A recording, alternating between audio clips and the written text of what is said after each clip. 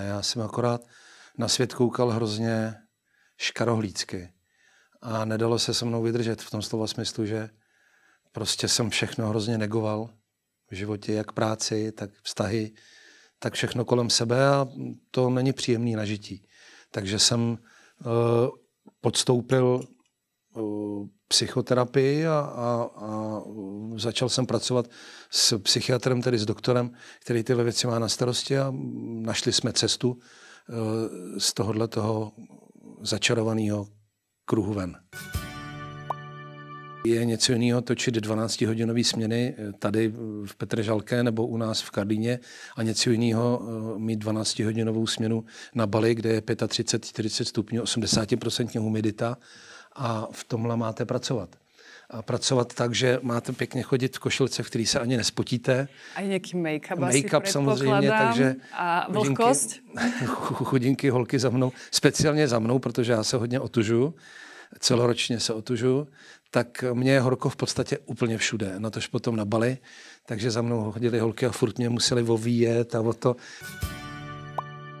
Tak, aby jsme mohli natočit ty správné záběry, aby za náma nebyla pevnina třeba, aby se to otočilo zrovna tak, aby tam nebylo vidět něco, co tam vidět nemá být. A v neposlední řadě byl velký problém s tím chodit na toaletu. To znamená, kdokoliv z ničehož nic jen tak skočil do vody. Tak jsme věděli, o co jde. A v tomhle byly děvčata jako strašně statečný, že to zvládali, protože aby jsme se vraceli po každý na pevninu, bylo nemožný. A na těchto lodích skutečně toaleta není, takže jsme se všichni naučili vlastně chodit na toaletu tak jako, že... Nikdo se nepozeral potom?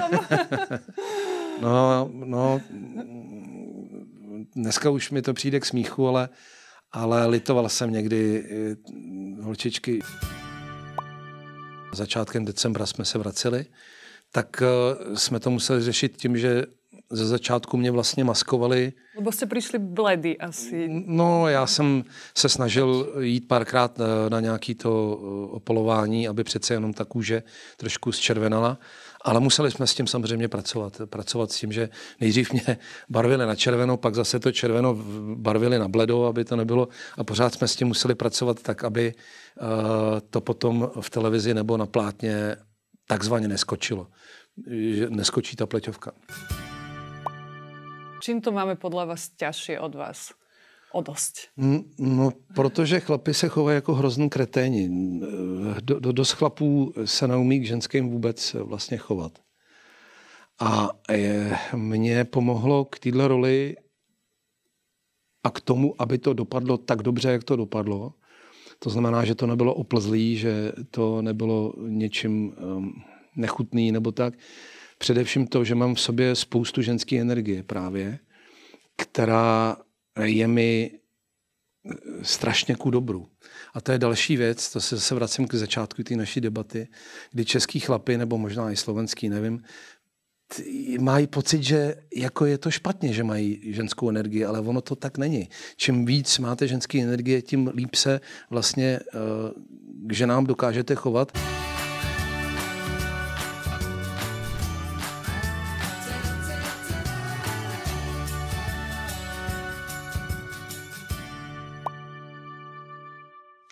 Vítajte pri ďalšej časti relácie Elementy ženy.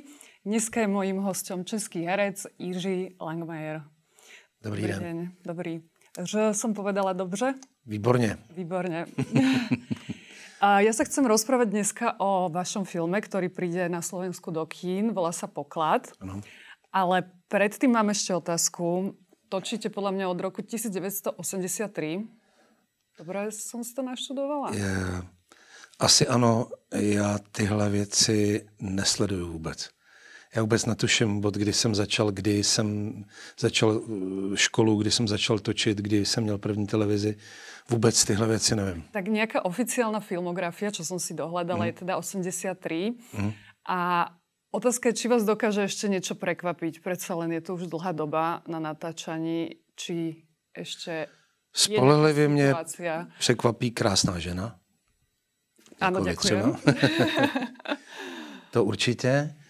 A i přes ty léta, kolik to je tak let asi třeba, jak jste to spočetla, jak dlouho, že už teda natáčím? 11, 20, 21.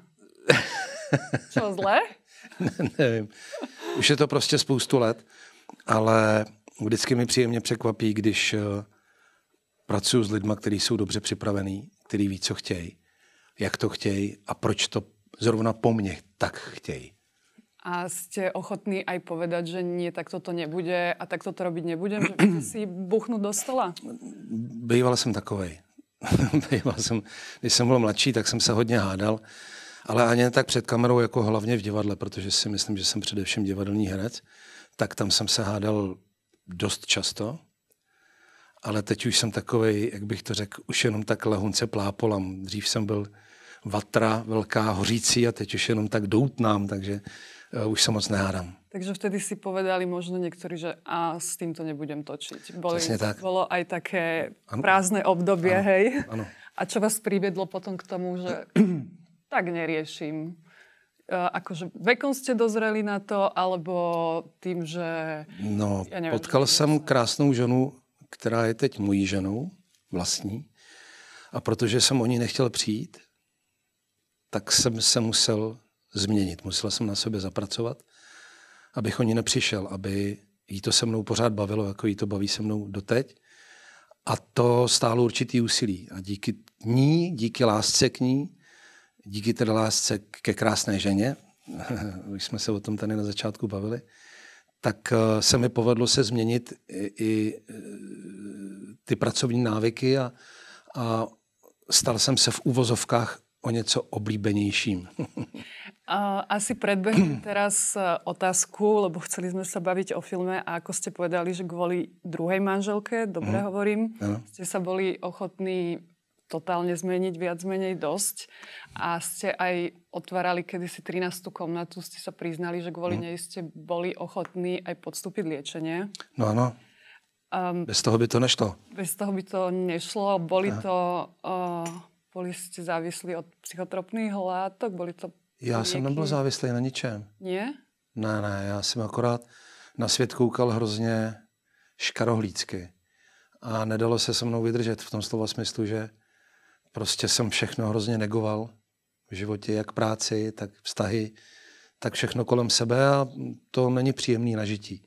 Takže jsem podstoupil psychoterapii a začal jsem pracovat s psychiatrem, tedy s doktorem, který tyhle věci má na starosti a našli jsme cestu z tohoto začarovaného kruhu ven.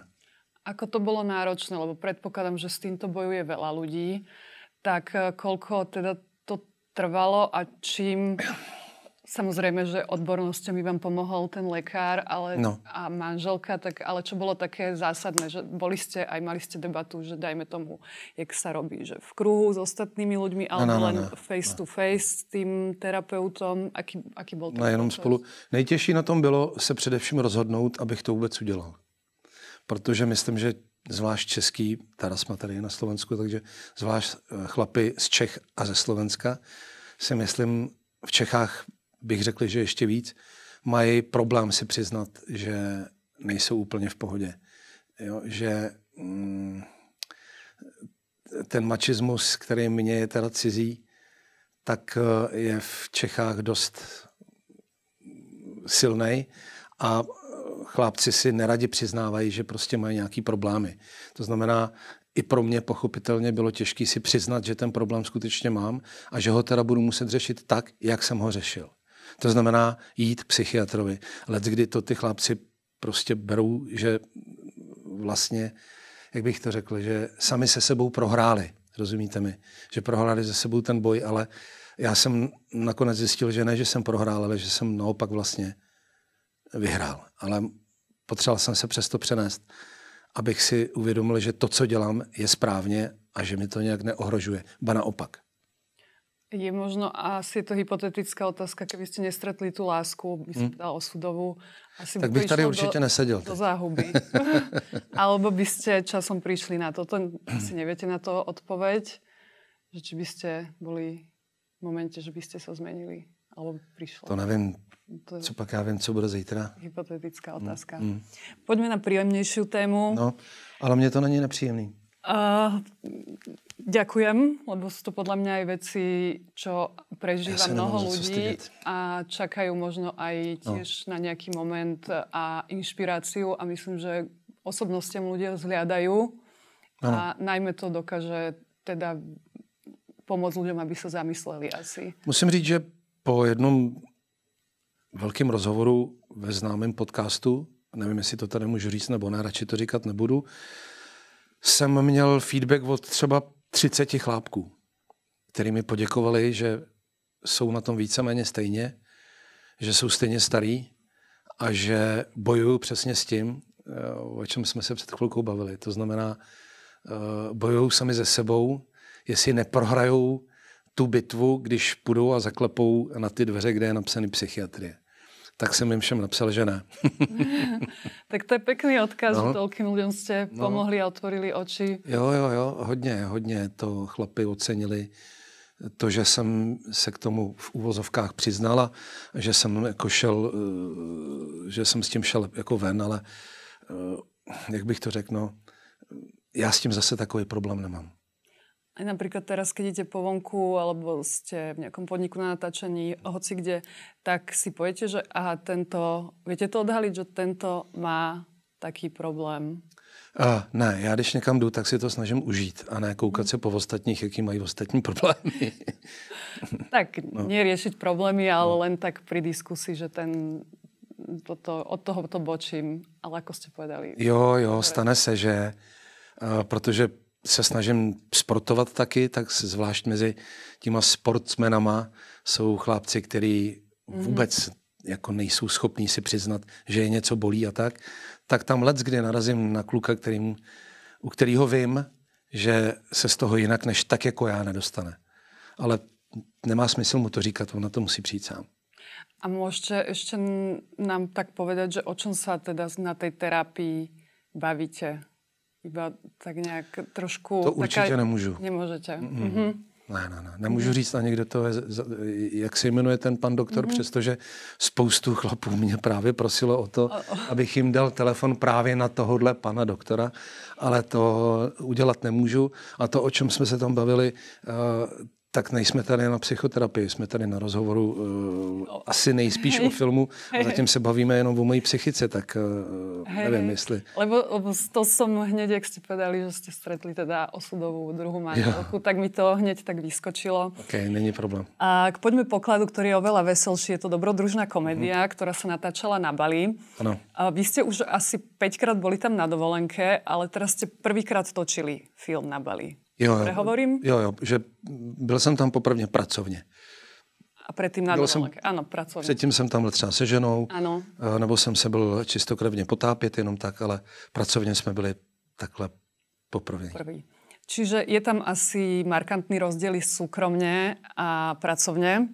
Čiže keď to tak vyhodnotíte, bolo to náročné teda tam pracovať a že boli situácie, ktoré vás ešte prekvapili napriek tomu, že tú krajinu poznáte, kultúru poznáte, boli ste na viacerých tam miestach, zažili ste si.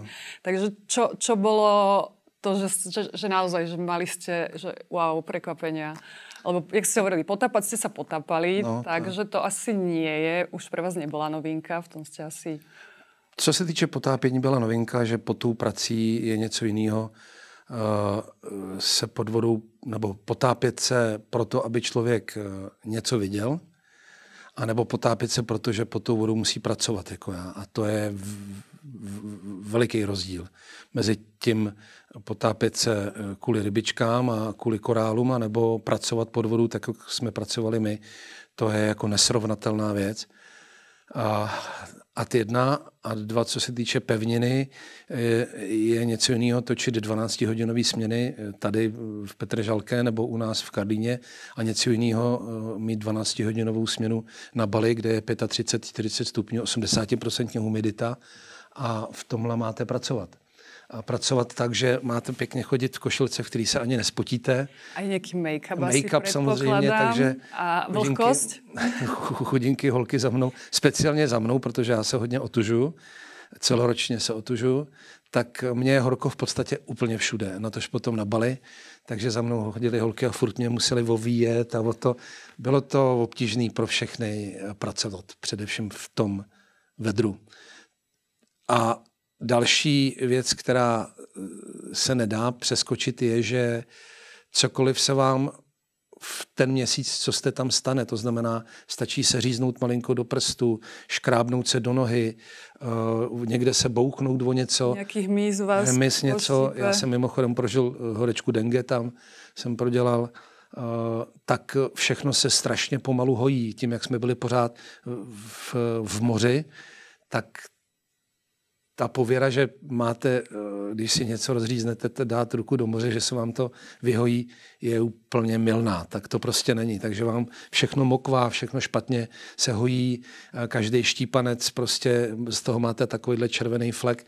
Je to prostě ve všech směrech namáhavý. Úplně pro všechny, nejenom pro herce, ale i pro celý štáb, pro holky, který nás měli na starost, pro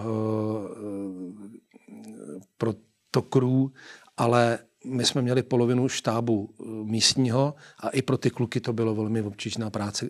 A to oni jsou zvyklí pracovat v tomhle vedru. Takže jste přišli oblepený, ofačovaný. Všichni jsme si tam prošli vlastně. Skoro nebyl člověk, který by tam neprošel s nějakým zdravotním velkým zásadním problémem, ale zvládli jsme to nakonec, protože jsme byli dobrá parta, která spolu dokázala držet a vzájemně jsme se vždycky, když byl nějaký den, kdy někomu nebylo dobře, tak jsme se vzájemně podrželi a tu práci jsme přivezli, bych řekl, takzvaně v topu, jak říkají podnikatelé. Vím, že jste strávili 5 dní na lodi Jukong, dobre hovorím? Ano. A bylo to tam určitě náročné, protože 5 dní byť v uzavretom priestore je to malá loď, dá se povedať. No, ten Jukong, to je klasická loď jejich, to je otevřená loď, to není zavřená loď. Jo? Je dlouhá a úzká. A na ní jsme točili 5 dnů. A na tom jednom Jukongu za náma vždycky plavil ještě jeden, kde bylo teda crew, kde byli všichni ostatní. Ale na tom našem, kde jsme točili, tak jsme museli být všichni ty herci, co tam byli. Kameraman, režisér, ostřič, osvětlovač, mikrofonista. Musela tam být aspoň jedna holka, která sledovala, jestli jsou masky v pořádku. Tohle. Ale zároveň se natáčelo, že na té lodi je třeba jenom jeden člověk, takže si nedovedete představit, jak to chvilkama vypadalo, jak jsme museli být položený prostě po podlahách a různě poschovávaný.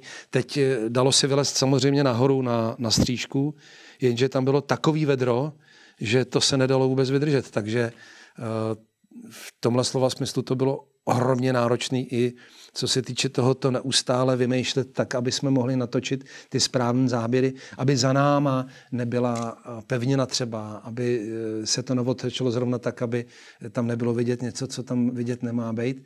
A v neposlední řadě byl velký problém s tím chodit na toaletu. To znamená, kdokoliv z ničehož nic jen tak skočil do vody. Tak jsme věděli, o co jde. A v tomhle byly děvčata jako strašně stateční, že to zvládali, protože aby jsme se vraceli po každý na pevninu, bylo nemožný. A na těchto lodích skutečně toaleta není, takže jsme se všichni naučili vlastně chodit na toaletu tak jako, že... Nikdo se nepozeral potom? No, dneska už mi to přijde k smíchu, ale litoval jsem někdy holčičky, že museli prostě do té vody. A teď vlezete do vody a samozřejmě jste 3 hodiny mokrá.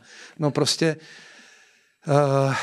nebyla to procházka růžovou zahradou. To teda v žádném případě, ale zas na druhou stranu to skýtalo chvilky, který na který člověk už nikdy nezapomene a který se vám asi nikde jinde než tam stát nemůžou. To znamená, ojedinělý chvíle, které jsme tam zažili, vlastně pak vymazali to takzvané utrpení, kterým jsme si museli projít, aby jsme teda natočili to, co jsme natočili. Takže ako ste povedali, teraz už sa smejete na týchto zážitkoch, ktoré vtedy vám neboli až tak jedno.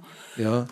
Napadlo ma teraz, jak ste hovorili, že pieklo tam na vás 5 dní, nevedeli ste sa poriadne kde schovať, možno pod nejaký len prístrešok. No. A keď ste prišli na tú pevninu, tak sa pokračovalo v točení. No.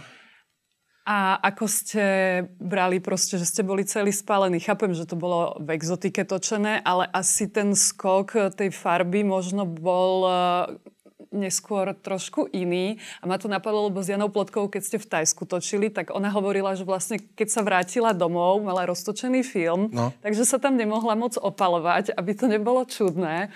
Tak či ste si tam aj nejakým faktorom museli, alebo či ten make-up vlastne postačil, tie spáleniny, alebo u filmu víme, že se to netočí kontinuálně, že se točí leckdy na začátku konec a začátek na konci.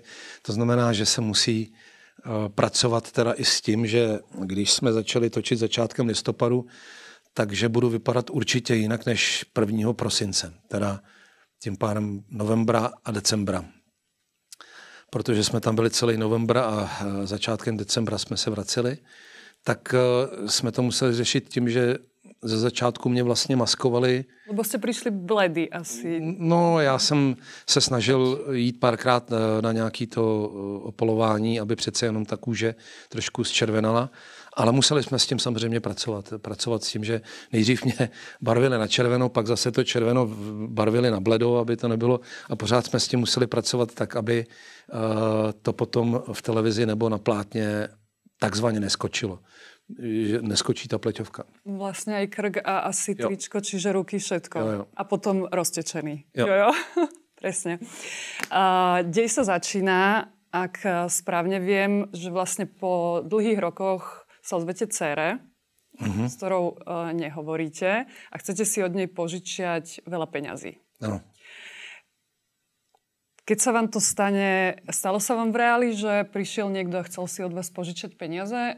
A moja otázka je preto, že či požičiavate, alebo to berete, že to kazí charaktery a nerobí sa to, lebo sú dve skupiny ľudí, ktorí požičiavajú a ktorí potom riešia, že nie, ale z princípu toho, že väčšinou to pre kamarátstvo nie je dobré. Já nemám kolem sebe lidi, kteří by natahovali ruce a říkali puč mi. Já mám kolem sebe rodinu, kde když chci a mám, tak jim ty peníze dám. A ne, že jim je budu půjčovat, proč bych jim je půjčoval, proč je to moje rodina, jsou to moje děti. Takže já tyhle věci jsem zatím v životě nějak jako řešit nepotřeboval, že by za mnou někdo přišel a řekl mi, já bych si od tebe chtěl půjčit tolik a tolik. Za prvý nejsem banka, to teda nejsem. Za druhý jsem český herec a ne hollywoodský herec. To znamená, že já zase tolik peněz nemám na to, abych mohl půjčovat. A za třetí, jak říkám, já svoje peníze, já jsem takovej, že já nevím, kolik vlastně mám, nejsem ten, který počítá furt, kolik má doma a když něco potřebuju, tak to koupím, když něco potřebuju moje dcery, tak to prostě koupím a hotovo. Nebo když něco jako vidím, že by jim pomohlo, tak jim prostě ty peníze na to dám. Takže já tohle jsem ještě jako nepotřeboval řešit. Jako půjčování peněz. Ne. Niekedy aj kamaráti to majú vo zvyku, nielen teda rodina. Jo. Sú scény niekedy v tomto filme napríklad boli, že ste boli nespokojní, režisér asi má posledné slovo. Dobre hovorím, že či je OK, tá scéna nie je. Ale či ste z tých typov hercov, čo si povedia, nepáči sa mi to, musíme to pretočiť, lebo tam nevyzerám dobre. Naražam na to, že my ženy, keď sa odfotíme, tak na 20 krát sme spokojní so záberom, ako tam vyzeráme. Tak či to úplne nehávate na režiséra, že je to v pohode, alebo aj máte niekedy, že nepáčim sa sám sebe, pretočíme to. Já už jsem ve věku, kdy si myslím, že na to už je trochu pozdě. Chodit se koukat, jestli mi to sluší nebo nesluší. Že už tu dobu už jsem prošvih. To znamená, já když točím film, tak já se nechodím dívat na to, co jsem natočil a dívat se na to, jestli tam dobře vypadám. Mně je to v úvozovkách úplně jedno. Já udělám svoji práci a důvěřuji režisérovi, že ví, co dělá. A dokonce to mám tak, že na mnoho svých filmů jsem se nikdy ani nepodíval potom na celý ty filmy, protože se s tím prostě nedá už nic dělat. Tak co bych se na to díval, když se s tím nedá už nic dělat. Teď, když tam uvidím chybu nebo něco, no tak, vás to rozhněvá, alebo... tak mě to jenom rozhněvá. A už to nemůžu opravit. Takže jsou filmy nebo i televizní seriály, které jsem nikdy neviděl, v kterých účinkuju. A asi ani neuvidím. A neriešite ani potom feedback od kamarátov, či je zlý, nedobrý? No já se neptám na to, jestli mi to slušelo. Já se ptám na to, jestli jsem hrál tak, aby to bylo uvěřitelné. To je pro mě důležitý. Ne to, jak tam vypadám. Ako sa vyrovnávate s kritikou? Keď vám niekto povie, aj dajme tomu, nezahral si to úplne dobre, takže či z toho si doberete poučenie, alebo mávnete rukou? Jde o to, co je to za kritiky. Jestli to jsou fundovaní lidé, to znamená lidi od filmu, lidi od divadla, kteří skutečně mají ty zkušenosti a dělají tu práci natolik dlouho, aby si mohli dovolit vůbec jako nás nějakým způsobem kritizovat, tak takový lidi poslouchám a snažím se z jejich kritiky si vzít pro mě to důležité. To znamená poučit se třeba z nějakých chyb, anebo si říct, dobře, děkuju, že jste zrovna vy mě pochválili, to mě dělá velkou radost. Ale jinak se dá říct, že 80% kritiky, zvlášť filmový, je velmi taková, jak bych tak řekl, trošku jak šampaňský. Že to tak jako bublá a vlastně to nemá žádný pevný podklad, tak to ani nečtu, protože je to zbytečný. Zrovna tak nečteme s mojí ženou vůbec bulvár. To znamená, že my vůbec netušíme, co se kolem nás vlastně děje a taky žijeme. A žijeme docela spokojeně. Takže když potom je nějaký otřesná první stránka, kde je napsáno něco ošklivého, tak nám to občas někdo přinese prostě domů. A my na to tak koukáme, no dobře, no tak OK. Prostě to nesleduju, nečtu, nerozčiluju se kvůli tomu, snažím se svoji práci dělat tak, abych se za ní nemusel stydět, tím pádem nepotřebuju feedback od ostatních lidí. Čo je možno taká najväčšia, aj keď to nečítate, ale sa vám donieslo, čo je najväčšia blbosť, čo ste si o sebe prečítali? Taká otázka? No, v dobách, kdy jsem ještě řešil to, co o mě v bulváru píšou, o mě psali jenom samý blbosti, takže ono, nevím, nevnímám to jako větší, menší blbost, spíš jde o to, že mě nevadí, když hážou špínu na mě, to ať si hážou, pač se jim to stejně jednou v životě vrátí těm lidem, ale vadí mi, když začnou házet špínu na ty, co mám rád. To znamená na moji rodinu. A to je pak jako malér, tam jsem schopnej leda z čeho, ale jak říkám, já jsem se od toho odstřih, odpojil, žiju bez počítače, to znamená, já mám jenom telefon, tam mám vypnutý zprávy a žiju docela spokojeně i bez těch všech informací, které by se na mě takhle neustále hrnuly. Dobre robíte, lebo niekedy je to asi pretlak. Taky si myslím. Chceli som sa ešte teda vrátiť k filmu Poklad. Ano. Že či ste museli ísť na casting alebo hviezda vašich rozmerov už nie len na tento film, ale na ostatné už nemusí ísť na casting a máte to vybavené, že chce režisér vy, aby ste tam hrali. Nevím, jestli se dá říkat jestli se o mě dá mluvit jako o hvězdě nějakých rozměrů, to nevím. Ale co se týče tohohle filmu, bylo dopředu jasný, že to budu hrát já, protože jsme to vlastně společně s režisérem a jedním tady vaším velmi šikovným biznismenem vlastně vymýšleli společně celý ten příběh a to, kde to budeme dělat a proč zrovna tam a co budu hrát a jak. Takže já jsem jak předtím, než jsme odletěli do Thajska s Janičkou Plotkovou na film Ostrov, tak i tady jsem už hodně dlouhou dobu věděl dopředu, že to budu zrovna hrát já a vlastně casting se dělal na tu moji ženu, co se týče Thajska a pak, co se týče tady na moji dcerku. Takže já jsem nemusel nikomu dokazovat, že se umím potápět, že umím skákat do vody, že se umím rozčilovat a tak. Nemusel jsem dělat casting, já byl jako danej. Hej, ale ináč castingy nemáte problém?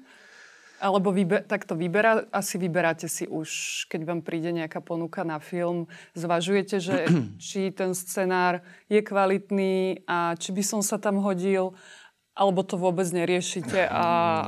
Ono to ne vždycky řešit lze, protože ne vždycky, když vám nabídnu nějakou práci, ten scénář vůbec jako mají třeba jenom představu, co budou dělat, ale ten scénář vy dostanete ještě až půl roku potom, co jim slíbíte, že tu práci dělat budete. Ale já mám poslední leta ohromný štěstí v tom slova smyslu, že mám pořád práce dopředu tolik, že nemusím řešit to a nemusím chodit po castingzích a snažit se někde zaujmout, abych dostal práci. Mám práce, která mi přichází přirozenou cestou tolik, že to nepotřebuji vůbec řešit, tyhle věci. Jako jsou castingy. Zaplať pánbůh zatím. A asi už bych řekl, že za pár let už mi ani na žádný casting nikdo v 62 letech třeba ani zvát nebude, takže to budu mít tak nějak jako vyřešený. Já myslím, že to doklopu tak nějak jako v klidu a v pohodě, tak jako to dělám teď. Tak jak to jako je teď v tuhle dobu. Že já mám práci na 2 roky dopředu už danou. Rozmýšľate nad tým, že aj je to asi skoro, ale dôchodok, že kedy už sa teda na to herectvo vykašlete, lebo Radek Brzobohatý hovoril, že kým herec nezomrie, tak hrá. Ano. Či sa s tým stotožňujete? No, ale je velký rozdíl hrát v nekonečných televizních seriálech, je velký rozdíl hrát ve filmech dobrých nebo špatných, ve filmech komediálních nebo ve filmech dramatických a je velký rozdíl hrát v tomhle pozdním věku, který mi čeká v divadle. A pro mě je divadlo takový gro mý práce. Jo? Jak se říká, polívka je grunt a ostatně je špunt, tak pro mě je divadlo ta polívka, ten grunt, z kterého pak já můžu odskakovat někam jinam k filmu, k televizi, do rádia a tak. Takže já pokud neonemocním Alzheimerem, což je nemoc, která občas herce nebo lidi z těchto kruhů postihuje a můj dědeček měl Alzheimera, tak se budu snažit hrát divadlo jako takový do co nejpozdějšího věku. Ano, protože to mi přijde jako nejsmysluplnější práce v pozdním věku. Než někde křepčit prostě v nějakým příšerným kostýmu jako a dělat ze sebe kašpárka za peníze, tak to uvidím. Uvidíme, co mě čeká. Za rok a půl mi bude 60, tak jsem zvědav. A ani netuším, jak je to vlastně nastavený, kdy skutečně se má jít do důchodu. V kolika chlapi vlastně mají odejít, nevím. Nebo v kolika... Tak umelci to asi tým, že je to profesia, ktorá nezávisí od nejakého dôchodkového veku, tak jak som teraz povedala, tak asi už je to naozaj o tom, že jak ste povedali, či človek vládze, či ho to baví, či chce, že tam asi nie je... Moc bych si tohle přál, abych měl tu možnost prostě ještě aspoň 10-15 let, abych měl tu možnost vejít na jeviště a prožít tam s lidma ty krásné příběhy, který celý leta vlastně mám možnost hrát v tom divadle. Uvidíme, no. Všecko jde Je tady o tom. Aj memorujete, keď scenár si čítate, je to ešte pre vás teda ťažké? Je to možno ťažšie teraz, jak ste hovorili, 60, gratulujem už dopredu, je to ďaleko, všetko najlepšie. Či je to ťažšie, ako to bolo, neviem, 20, 30, že ste si to len prebehli a vedel som to a teraz sa musíte viac to cvičiť? Je zase velký rozdíl učit se texty do krátkodobé paměti, to znamená texty, když se točí seriál nebo film, to znamená, to jsou texty, které se naučíte, odříkáte a nazdar, a nebo na dlouhodobou paměť, což je paměť především divadelní. A já vlastně dělám v obojí furt do kolečka, takže si trénuju v obě dvě ty paměti a navíc mám paměť vizuální, takže já přestože některé divadelní role hraju dílek 10 let, tak já pokaždý ten den, co hraju tu určitou danou roli, tak ten text mám vždycky u sebe. Prostě to tak mám. Někdy se do něj podívám, někdy se do něj nepodívám, ale prostě ho u sebe mám. Tam ještě... Tak nějak je to takový, abych se cítil trošku safe, nevím. Tak to prostě je. A co se týče učení textů do filmu a do televize, tak jsem to nikdy neměl tak, že bych si to přečet a hned to uměl, ale potřeboval jsem třeba, když byly nějaký těžší texty nebo nějaký těžší role, jako třeba, to je jedno, to nemusíme. Tak napríklad v poklade, do pokladu je to veselé, dobrodružné. Ale víte co, já jsem třeba během pokladu se už učil další role, protože jenom co jsem přijel z Bali, tak jsem hned začal točit historický seriál, takže já jsem se nejenom, že připravoval na to, co mi ten den čeká v rámci příběhu na Bali, ale já jsem se po večerech ještě připravoval na to, co mi čeká hned po tom, co se vrátím z Bali. To znamená, teď o tom mluvím, že jsem se to vlastně musel všechno ukládat do té paměti jako už dopředu tak, abych si to fotil a aby se mi to postupně do toho softwaru usadilo tak, aby až přijedu, tak abych už to věděl a ne, abych se to teprve učil. Takže po večeroch, keď sa ostatní zabávali, tak vy ste študovali scenár? No, ale ne moc dlouho. Nemyslíte si, že bych se tomu zase věnoval díl, než je třeba, a že bych si nechal utéct jakýkoliv mejdan, který tam byl, to ne. A čo sa na nejakom najlepšom mejdane stalo? Ja viem, že čo zostane na Bali, ostáva na Bali, ale niečo nám môžete povedať. No, ta parta lidí, která tam se mnou byla, nebo to jsou všechno lidi v uvozovkách prověřený a všechno to jsou kamarádi, takže my jsme každý večer, když jsme už měli po práci, tak nám spolu bylo dobře, ať jsme dělali, co jsme dělali, ať jsme šli společně se najíst, nebo na pivo, nebo jenom na pláž prostě, nebo jenom si pokecat. A jednu věc teda si pamatuju, a to bylo moc pěkný, že když se dotočil poslední záběr v mimochodem soukromém hausu koproducenta tady ze Slovenska, mýho velmi dobrýho kamaráda Petra Barana, což je přímo jeho soukromý haus, v kterém my jsme točili, tak celý ten štáb naskákal do bazénu a naskákalo tam asi 60 lidí. A já jsem jenom koukal na toho Petra, který vlastně nám poskyt svý soukromí k tomu, aby jsme tam něco točili, jak kouká na těch 60 lidí v tom jeho bazénu. A říkal jsem si, pro Krista Pána, tak doufám, že se neproboří, prostě těch 60 lidí do bazénu normálně nikdy neleze. Že? A takhle jsme to nějak vyprovokovali, že je konec a že už to máme konečně hotový a hurá, hurá, a všichni jsme tam naskákali. Tak jsem na chviličku chytil paniku, že s celým tím bazénem propadneme někam do podzim. Babi hore bez? Takhle. I to se dělo. I to se dělo, ano. A nikdo sa neutopil, nikdo nemal žiadnu nehodu? Ne.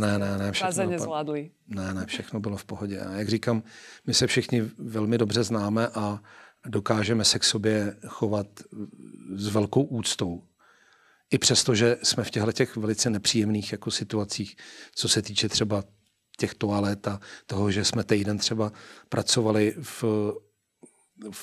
v takovém kanionu, kde taky nebylo nic, kde každý rohlík nebo každý kus něčeho k jídlu vám museli jít třeba hodinu. A po strašně kluských kamenech a takže jsme si tam všichni, jako co se týče tohohle, šahli na dno a všichni jsme dělali vlastně všechno. To znamená, ne, že holky, oblíkačky budou makat a já jenom budu čekat. Když oni něco potřebovali, tak já to zase dělal pro ně. Všichni jsme dělali všechno. Ste si pomáhali. Jo. Na záver sa vás chcem opýtať na film, ktorý mňa veľmi baví. Jo. Vždycky to pomotám. Po čom muži túžia? Aha. Dobre, som si to konečne zapamätala, lebo vždycky prehadzujem ženy. Takže niečo sa vám... Prečo by ste chceli byť žena, ale prečo by ste nechceli... Stále je to hypotetické. Prečo by ste nechceli byť žena? Čím to máme podľa vás ťažšie od vás? O dosť. No, protože chlapi se chovají jako hrozný kreténi.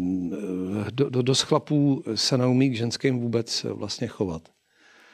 A mě pomohlo k téhle roli a k tomu, aby to dopadlo tak dobře, jak to dopadlo.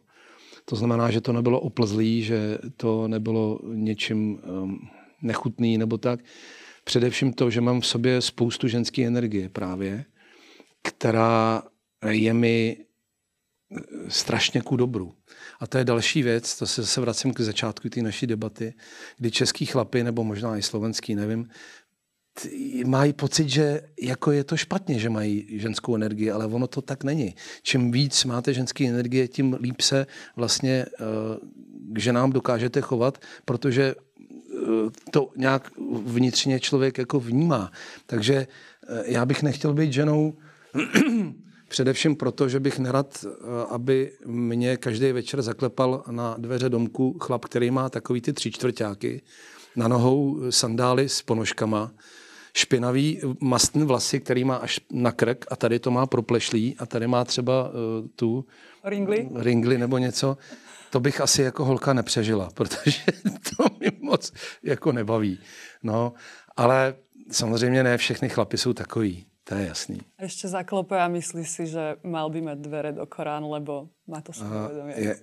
Je to taky o tom, že já díky té ženské energii jsem celoživotně jsem měl ve společnosti dam vlastně strašně dobře. A mimo jiné vždycky ocenili to, že jsem takovej vlastně až předcitlivěle čistotnej.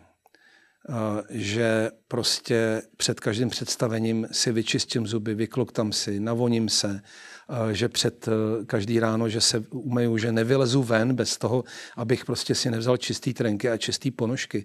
Že kdykoliv prostě se k někomu přiblížím, tak prostě voním čistotou a dobrým parfémem a ne potem a pivem. Rozumíte mi? A v tom je ten velký rozdíl mezi některýma chlapama, s kterýma bych já jako žena nechtěla být. A drvivá väčšina je taká, no. Bohužel. A jak milujem u vás v Čechách, jo, ty vole. Toto keď počujem, tak... Ty vole? No. Bohužel to říkám taky. Hej? Tak zlíhate to zo slovníka, ale to dere už nám Slovenkám. Ja vám ďakujem za návštevu a tešíme sa na film Poklad v kinách, ktorý bude za chvíľu. Ďakujeme a vidíme sa zase o týždeň. Majte sa pekne.